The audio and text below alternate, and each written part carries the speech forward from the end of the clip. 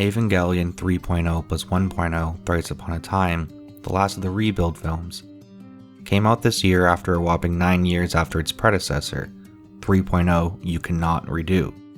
It begins with the bombast that we have come to expect from the Rebuild films, almost like a fulfilled promise of the want fans have had for mecha action following the end of the series' original conception in the 90s. We get a thrilling 10-minute sequence of the remaining members of Will attempting to restore the fallen city of Paris, while Mari pilots Eva Unit 08, fighting off an army of other Evas. Quite a lot of them. It's about 10 minutes of too close for comfort nail-biting action as we watch some of the last humans alive risk it all for a single mission. Making it just by the length of a hair, they succeed, and we are given just a moment to breathe before, well, this.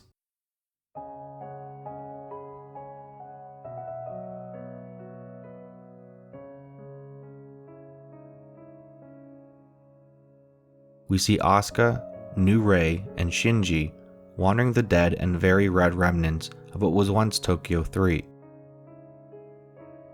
They reach a small settlement of survivors, some of the last humans on the entire planet, and then we stay here for a while. All of the mech violence, all of this high-strung fight for the world conflict between Will and Nerve falls to the back burner. Instead, we get a significant portion of this film to just exist. In the same way these survivors have managed to continue doing so themselves. They grow vegetables, tend to the wounded, help out a stray cat, maintaining community despite the circumstances. And there's something so Evangelion about it. This isn't the first time the series in its many iterations has done something like this. Fans know that well. But somehow its quite still managed to surprise me. And I think that ability to surprise is also in its nature.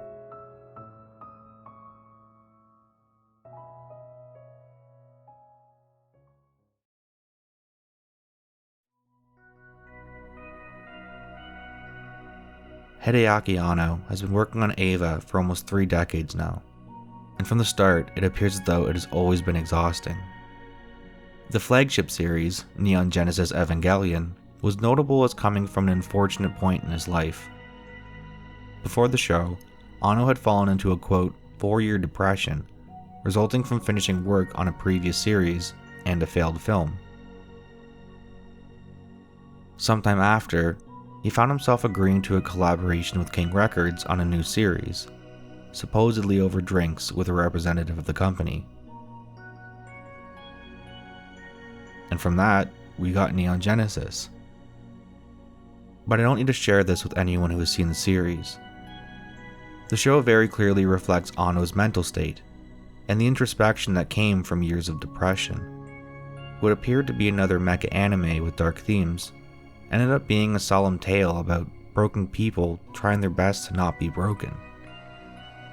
And it managed to dig a hole into the emotions of people all over the world, for reasons both pure and often frustrating.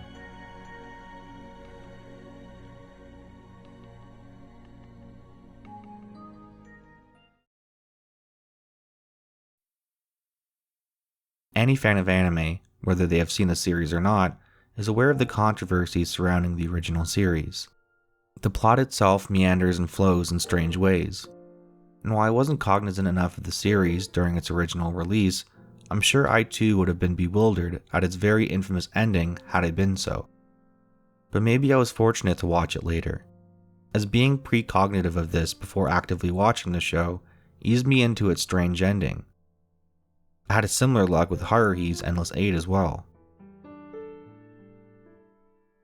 But reasons aside, be it lacking budget, rushed air times, or the inability to end the show, the psychological introspection we got in the last 2 episodes are concrete in the mythos of Evangelion, and would remain important in discussion of it from then on out.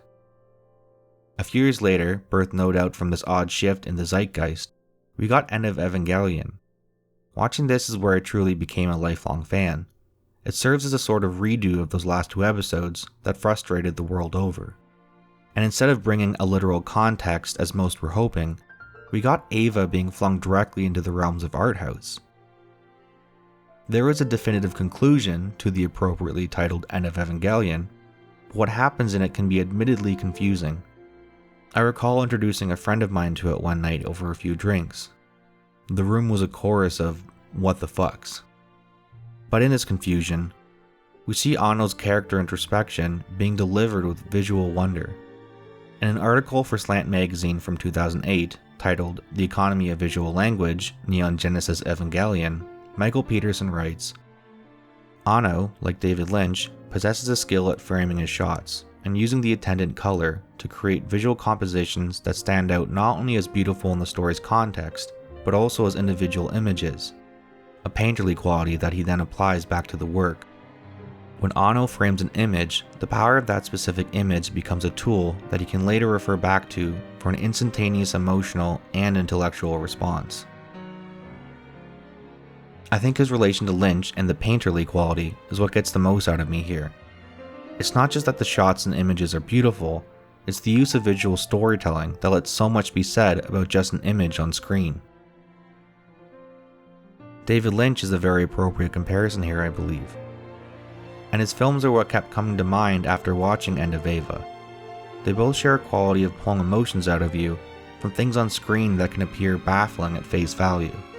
And this is doubly applicable to the painterly quality Peterson mentioned, as Lynch famously got into filmmaking from an interest in making his paintings move. As for Anno, his career began with working on Nausicaa, Valley of the Wind, directed by the Hayao Miyazaki, whose films are often described as moving paintings themselves.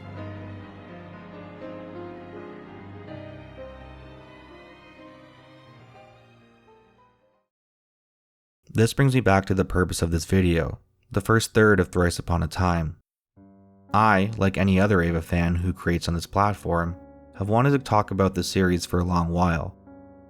But talking about Eva is hard. It's conceptually abstract, and those who've been touched by it often have trouble articulating just how and why it means so much to them. And that really hasn't changed for this video. But upon numerous rewatches of this final Rebuild film, I found something concrete worth sharing in this quiet chapter of a heavy series. Anno knew we were waiting a while for this. The first 3 Rebuild films all came out within 2 years of each other, and this one took 9. There's anxiety that comes with that. Worry about fictional characters we've known for way too long. And he gave us the time to just sit with them. Watching Asuka, Rei, and Shinji wander after that very dire situation in Paris opens itself to the hopelessness often presented in the series. And Anno chose to follow that with some pretty sincere depictions of hope. People pulling together to build a community at the end of the world. And usually this quiet would be the abstract portions of these larger-than-life animes, not unlike the original ending of Neon Genesis. But here I think it's the most grounded portion of the film. Sure, our characters have psychological quandaries to overcome, but these are not fully tackled until the returning bombast of the climax of the film. The situation isn't solved. This isn't peacetime after the war yet. But there is still life here. Life to be managed and appreciated, which I feel is an underlying theme of Evangelion as a whole. Referring back to David Lynch, it makes me think of his arguably most famous work, Twin Peaks, in which on initial viewings we strap in for usual Lynchian weirdness, but find ourselves caring for all of the characters that are just trying to navigate it. Anno's not just telling us to be patient, he's telling us that this is it. The time spent just living is what's important here. Yes, plot points and arcs exist to further said plot, but that doesn't stop all this life from happening in the meantime.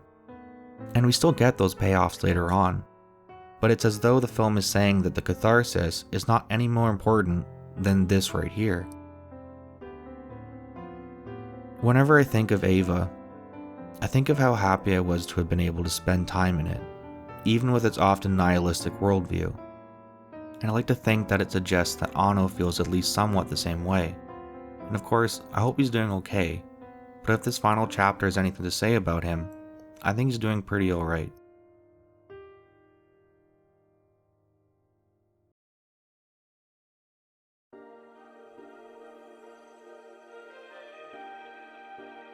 This one, however short, was a heavy one to puke out. I guess that anything to do with Ava is going to mess with your emotions a bit. Given that, thank you for taking the time to watch this. I hope visiting Anno's opus here with me filled your heart even just a fraction that the show and films are so capable of. If you like what I mentioned of David Lynch here, I've been working on a video relating to him for quite some time now, that I'm hoping to have out for Halloween. So if that sounds interesting to you, mind if I request a click on ye old subscribe button? I'll have lots more stuff like this to come out. As if not obvious by my moniker here, I like getting emotional and cozy about pieces of media across the spectrum. I guess I wanted to offer this video as a sort of interim for that Lynch video, but mostly just to get all the emotions Ava gave me out of my chest. I'm sure you understand. Thank you everyone, stay comfy, and I hope to see you again soon.